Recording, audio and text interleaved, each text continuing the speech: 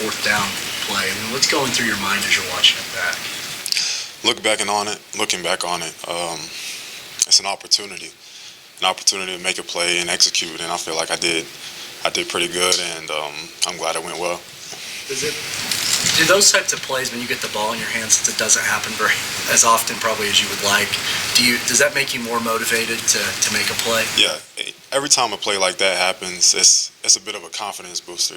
Like you said, I don't get the ball very often, and like I said before, I want to take advantage of my opportunities. So every time I get the ball and I make a play, I'm always like, I want just a little bit more, and the next time I want just a little bit more. So that way, that's how players get better. I know not only for myself, but for other guys as well. Did Coach Beamer try to headbutt you after that play? No, but I did think about it coming to the sidelines. You guys have put it in my brain ever since the first game to be conscious of that. So, yeah. Are you more Dimitri Flowers, or are you more like Carson Meyer? How would you qualify your game? I wouldn't really put myself into a single category, but I will say I learned a lot from both of those guys.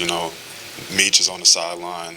Trey Miller was on the sideline. Obviously, I played with Carson last year, so I wouldn't say I'm not like one more or the other, but I have learned a lot from those guys, and I try to implicate that on the field. Somewhere in between. Yeah, somewhere in between. You showed a little bit of shiftiness, Jeremiah, on that long gain. Could you take us through your progression at positions, maybe going all the way back to, I don't know, when you go back as far as you want in football? Did you start as a running back, receiver, or how did you get from freshman year, junior high football to now as far as positions? Well, really, if we want to go all the way back, I started at right guard when I was little. And I didn't like that, so I quit because I didn't have the ball in my hands. And then my dad made me play again, and I ended up at tight end.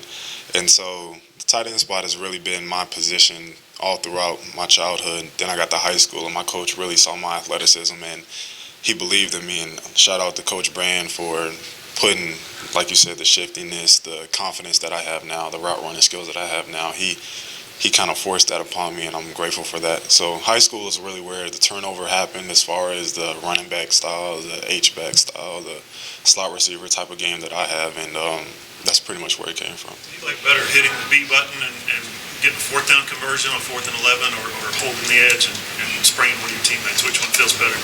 Definitely holding my edge, I love making plays, but at the same time, my man Kennedy Brooks, Trey Sermon, I've been roommates with both of those guys. So whenever they're in the end zone, I'm a little bit more excited than, I guess, myself, if that makes sense.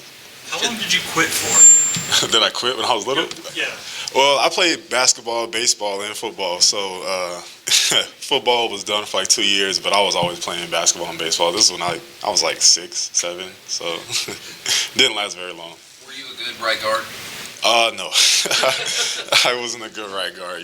When you don't want to be out there, things don't typically go in your favor. There was an opening at that position coming into the season. How much did the competition with Braden really make you a better player?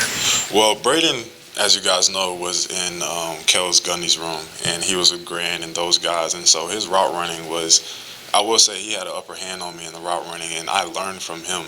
I will admit that there's flaws in my game. I'm not afraid of that. But when he came into our room, he brought things that I didn't have. I brought things that he didn't have as far as what I learned from Carson and Dimitri Flowers. And I like to say we gelled pretty well, and we both are learning from each other to this day. So it's definitely working out. Is this the role that coaches talked to you about when they were recruiting you? Yeah.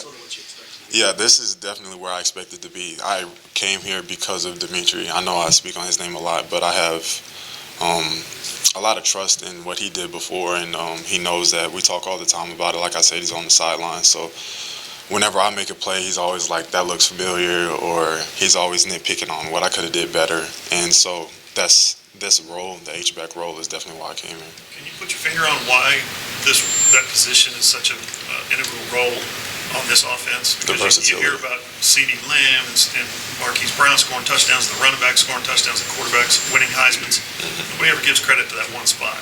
Well, I'm not actively looking for the credit, but I will take it when it comes. But I came here to be versatile, and as you guys have seen, this last game I was at the one receiver spot on the outside for a play or two. I was in the backfield. I was at the running back position. So I love the versatility of the game. I love having multiple assignments as far as being able to execute all of that. And that's why I came here, like I said. Is that a lot It to seems to remember? really spring, like I was talking about earlier, it seems to really spring other guys and create mismatches almost. Is that kind of the definition of what you do? Key word you said, mismatches. That is the definition. There's probably no other better way I can put it than mismatches. I mean, it sounds like you have a lot to remember out there. I mean, is that fair to say?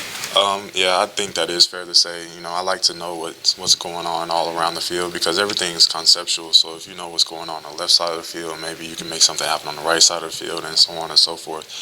But I think I do a pretty good job of holding up my end as far as knowing what I'm doing on the field. So when Oklahoma first contacted you for recruiting, I mean, were you aware of this position's significance? I don't maybe mean historically. I just mean aware of what Dimitri was doing, or did you learn about that as you? I'm gonna be honest with you. No, I didn't know anything about the history of Oklahoma. I didn't know I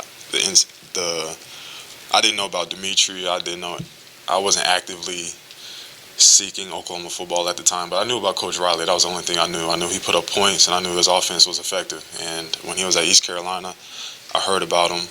So when they offered me, it was only right that I look into it, and I surely learned that this offense is amazing. One of the first games I watched was, well, not the first, but I remember watching live Dimitri run against Iowa State here at home, and well, no, it wasn't at home, but it was a game we had 100-something rushing yards, and I was like, whoa, like they have that much faith in that kid, and hopefully I can build up to that. So when they offered me the scholarship, I was very excited to see what was on film and replicate that. Were you familiar with what Lincoln was doing at East Carolina when you were growing up? Yeah, I was familiar with it. I remember him beating Chapel Hill. I remember the games, him beating Appalachian State when him and Ruff were over there, and that wasn't normal. So I knew all those points being put on the board. I like that style of offense because that's where I came from. In high school, we scored a lot of points. I saw Riley scoring a lot of points, so it was only right. How would you describe the fullback position under Lincoln Riley, and how different is it from other fullbacks that you've seen? It's the culture set before me, the toughness, the athleticism, the ability to do it all. That's something that I think I need to carry on my shoulders. The guys that came before me, like I said, Trey Miller, JD, Dimitri, Carson, I have an expectation to hold up, and it's only right that I make sure it's my responsibility to show that culture is on the field. When you're going through your redshirt season, not playing much last year, what keeps you with that belief that you would be where you are now? Really my parents. I didn't really have a vision of where I would be now because it's kind of hard being so far away from home. I'm originally from North Carolina, and so it was tough my redshirt year, but I will say my mom, my dad, they made sure that I stayed on that, that steady, that firm belief that this is for me, this is why I came here, and I have a purpose to be here. You mentioned that Kennedy's your roommate. How's he doing after what happened to him on Saturday? He's doing pretty good as far as I know. I don't know the details of his injury. He doesn't even know himself. I'm not sure, but today we have practice, and if he's out there, then good. If he's not, then I'm pretty sure he'll be well taken care of. I imagine that was pretty tough to watch him be hit like that. Yeah. Oh, it was awful. Like I said before, you asked me the other day about his injury, and like I said, Kenny's my best friend. So when something like that happens to somebody that you see on a daily basis and that you know so well, it just hurts. It hurts you as much as it hurts them. I know a lot of people have been kind of wondering, can the defense keep this up as every game goes along? And Alex Grinch has told us that he thinks that his squad is maybe becoming a great practice team. Do you notice going up against those guys? I know you do a lot of scout team stuff, but do you notice those guys in practice having a little different energy? Yeah, I definitely do. I don't know. I can't speak for them as far as scheme-wise and what they're doing and how each individual player is performing, but I do know that they're a little bit more, how I'd say, on edge about the way they play. I know Kanon was up here before me, and listening to him talk, everything that he tells you guys is true as far as how they're approaching the game. It's doing pretty well, and I have all the confidence in the world in those guys. Is everybody kind of happy to see CD have kind of a breakout game finally? Because he's been saying all the right things. Seems like he's been leading behind the scenes, but knowing how talented he is, to finally see him get to have that game, was that good for the offense? Yeah. When anybody on the team has any sort of a breakout day or a day like CD had, it's always fun. You know, like I said before, I'd rather see my teammates block for him downfield and make a play for them to see them succeed than to have the ball in my own hands. So whenever a player, I know for me specifically, has those type of days, it's always fun because we know the capability is there. We know that it can happen. It's just, putting it all together. Jeremiah, we mentioned JD a second ago. What's it like having a guy 10 years ago who played here, still just so proud of that legacy, that H-back position? It just shows how much he cares. It's a testament to him. It's a testament to the guys that came before him, because I'm pretty sure he learned it from somewhere. I'm learning it from him. Like I said, Dimitri passed it down to me. So it just shows that those guys care. It's important to them, or else he wouldn't advocate for me as much as he would anybody else, or he wouldn't come to all the games, or I know he has kids. He has other obligations. So like I said, it just shows that his character, his personality, and where his mind is. Jeremiah, this offense set a record last year for yards per play. This year through 4 games, I know it's just through 4 games, but it's, I think, 2 yards more than what y'all had last year. How sustainable is that, and what's the ceiling of this offense? I heard Jalen say it the other day, and I completely believe him. There is no ceiling as far as how great we can be. I don't pay attention to the stats, but I think about it like this.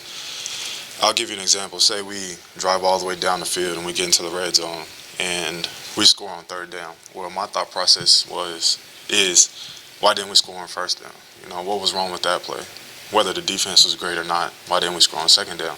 So it's the small things that I look at as far as execution-wise, as far as getting our individual jobs done. So I'm glad to know we're improving from last year, and that's great and all, but those are the type of things I look at. I know your coaches are always pushing you, but what does it mean to have a quarterback like Jalen that doesn't settle for anything? But it's great. It's great. Having Baker my first year, it was great. Having Kyler, another Heisman winner, it was great. So I guess you could say I've been pretty spoiled, and Jalen seems to carry that same culture, and I look forward to the things that he has to say to us. And you can't find that in many people. So I'm glad that he's here.